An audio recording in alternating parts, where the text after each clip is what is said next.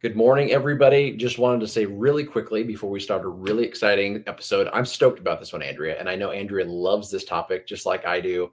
The Patient Advocacy Show today is all about travel health, but we are all about women in pharmacy today because it's International Women's Day. And there's a number of our folks that are celebrating there, number of pioneers like this one right here that just does all kinds of incredible things. And I will hit our WWE reel, as Andrea likes to call it, and we'll get rocking.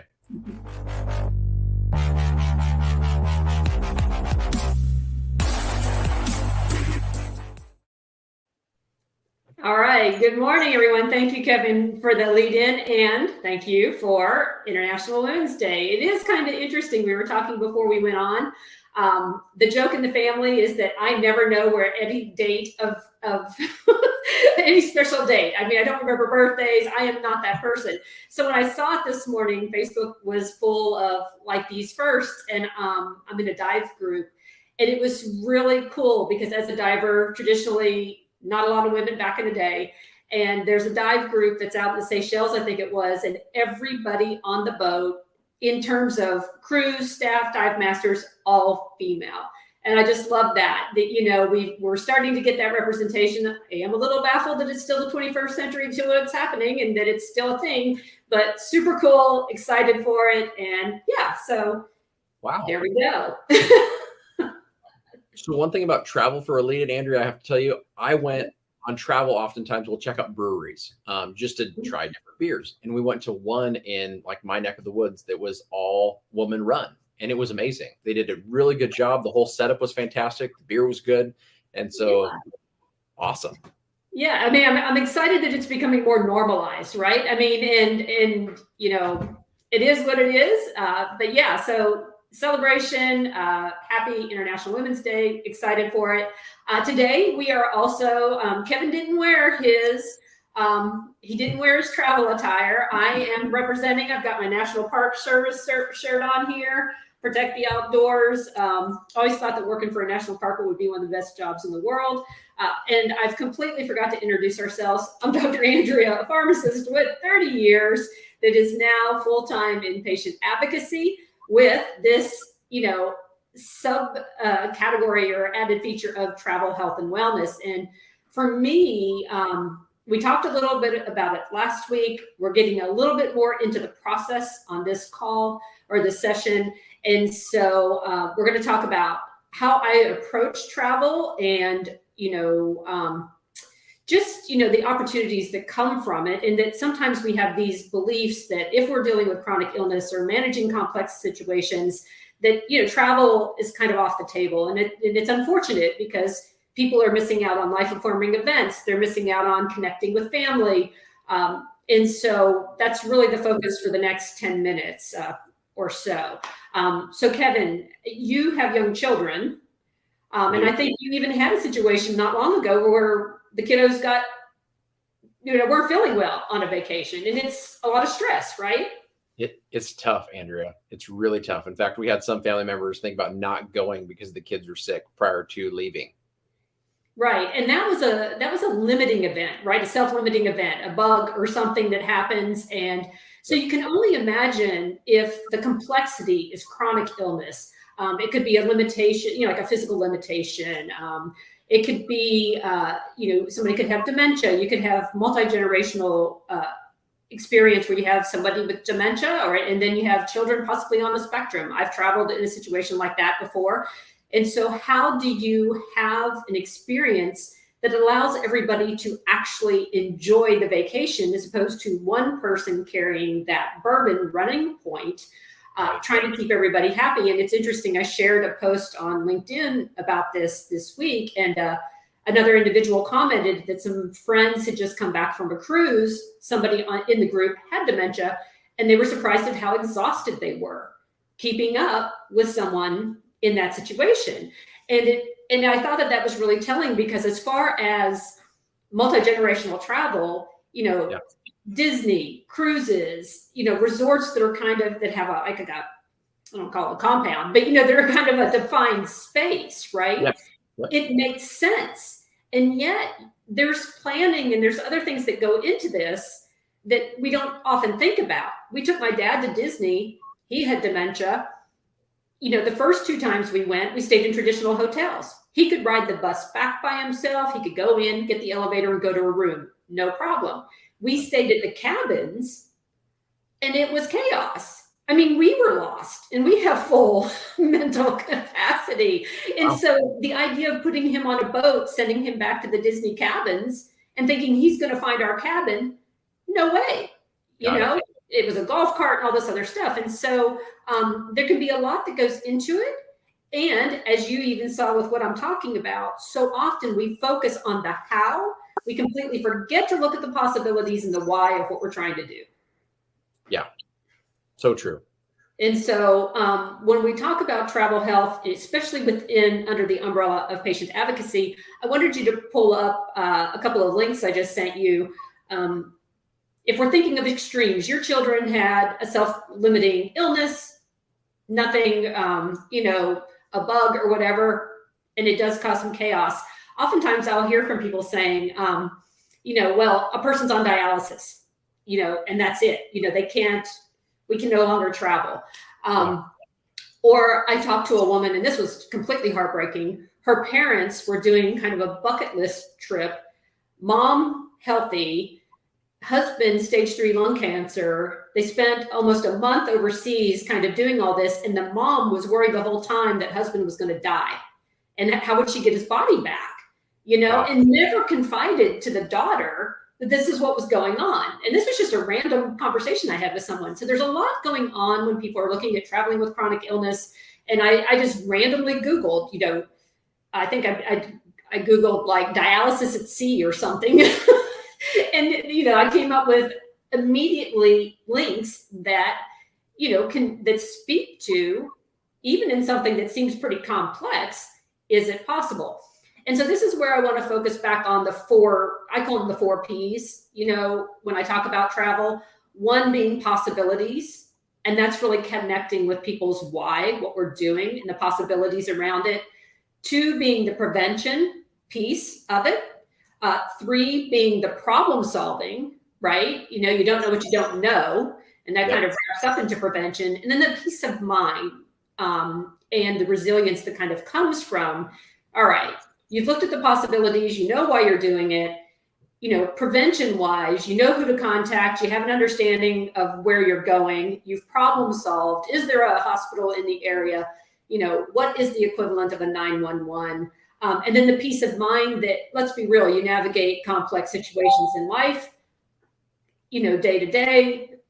You have these skills. We just need to work within the context of what you're going on, and then you can go and enjoy that experience.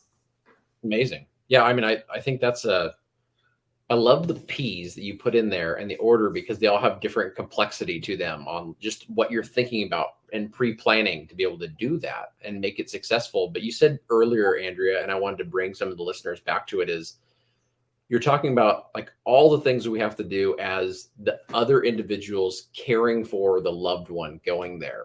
And sometimes that causing so much burden of just having to take care of them. I know sometimes, not to paint, a bleak picture, but sometimes that's wonderful. You're just happy they're there with you and you want to make it a special experience for them, and that's wonderful too. But sometimes that means you're making it a special experience for them and then your children and then your other siblings or whatever the case may be. How have you done things, Andrea, to be able to help people take some of that load off too? Right. And that's where, that really falls under the possibility piece, right? And I'll just use the example of what happened with my family when we traveled. Dad had dementia. Like I said, we had kids on a spectrum, 3 different families, in the experience. And really, we just kind of sat around the table one night, and it was very casual because it is family. But, we're talking about, okay, so if Gigi's going to be with us, because we're not leaving them, because every time we leave them, something goes sideways. And, oh, by the way, we want to bank some of these memories. We don't want to my biggest concern, other than his health and everything, but like in my mind, my dad was a very quiet, he was a very thoughtful, he was very much that gentleman of the 1950s, he always had his polyester pants on and his loafers, very proper, right? Yep. And yet he was, and not that it should be, and yet he was brilliant and he was thoughtful and kind and he loved to share experiences with us. And he was not an intrepid traveler. He was in the military for a few years, and he's like, I spent enough time sleeping on a bush. I never want to be out of a hotel.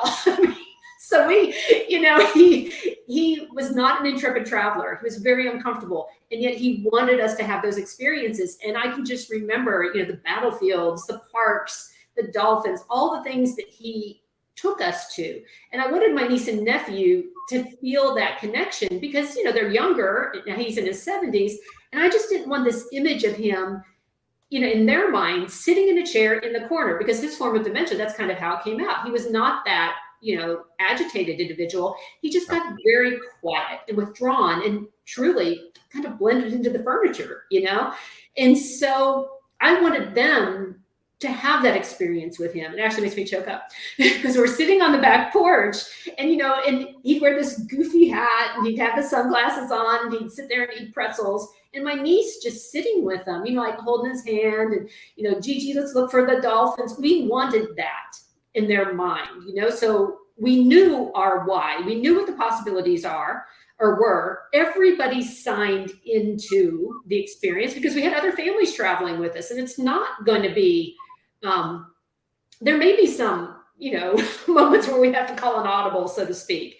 And so we just all laid out our expectations and what we wanted out of it. And of course, my sister and I and our immediate family, our husbands, we kind of created the tag your it piece of it, right? And so we'd set the beach up.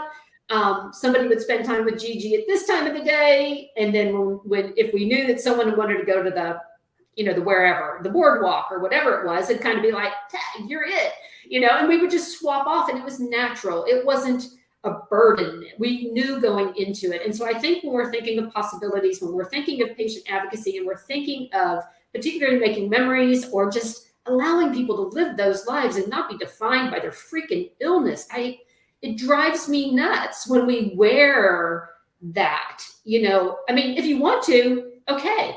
And yet it doesn't have to be that. We're not defined by that. And so I think through travel, for people that still want to be out there is a way to tap into that through the possibilities. And maybe the vacation has to be modified. Like I've shared before, we had an elevator in the room or the hotel or the beach house, which he refused to use because he didn't like it. But we made sure we had a 0 entry shower for him, that he wouldn't trip. We made sure that we had an elevated walkway to get him to the beach, so he didn't have to walk on uneven sand. We bought him a better beach chair so that he was more comfortable. And because we knew he wouldn't drink lots of water, we made sure it was earlier in the day and later in the day, so we didn't have to worry about his hydration. So those are just some examples there of the prevention piece. So possibility, getting everybody at the table. What are we all trying to get out of it? Knowing why you're doing it and, kind of turning the heavy lifting into fun. And then the prevention is like looking at all those things that we have to work through. And the reality is you can't plan for everything, right? I know this as a traveler, you can't plan for a flight delay. You can't plan to get on the wrong ferry in Greece and think you're going to end up in Turkey. We didn't, but 9 hours on a ferry was not the intention. So then that's where the problem solving comes from, tapping into the skills you have at home. What would you do in your home territory if you had something happen? Well, how does that play out there? And then just, finally just saying, okay, look, we've tried, we've got it all planned to the best of our ability. We're going to embrace it all. It's going to be fun. We're going to laugh and, just have that peace of mind of, again, why we're doing this. I love that. So when it comes to the variables, you just kind of injected there, which I love, and the different complexities we can deal with disease states and various family kind of components. Is that one thing that you'll help with early on, Andrea, oftentimes when you're doing travel kind of coaching is what makes sense? Like where for a destination makes the most sense for you to be able to do, and then tier folks up like, hey, let's take a little trip. Let's do something that's a day trip or something else. And then we can work ourselves up. So, because for you, like, you're confident, you've done it, you've been there, kind of deal, which is wonderful. But for other folks, is that something you recommend? Like, hey, let's find something easy to start with and then get to Europe. Oh, absolutely, absolutely. And it's funny because yeah, I am a confident traveler, and yet I am I take my own sheets, I take my own Clorox wipes. I straight up do. I mean, I have had one too Very many much so. cockroaches If you crawl know across her, my you knew that face. was not true. I mean, as a diver and a sailor, I've been in boats where, literally, I mean, in the middle of the night, a cockroach crawled across my face, and I found out I can levitate. I've never moved so fast in my life. And so, yeah, I mean, I love to travel, and yet, I listen to my Calm app and use the breathe bubble at times on flights. And so yes, working with, if I'm working with somebody that's never traveled, right?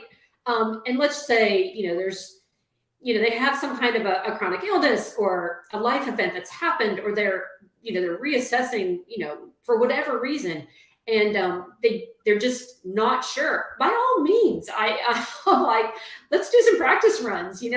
Is there a state park in your local area? Is there a city in your state that you've never been to?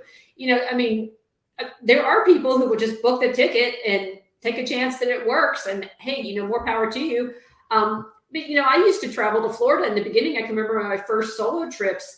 I was anxious the whole time. That we didn't have cell phones. You were going to a payphone. If something happened. And so, yeah, absolutely, working with folks to understand why they want to do what they do, what they're used to doing, what's their comfort level, what's their resources, because it can vary.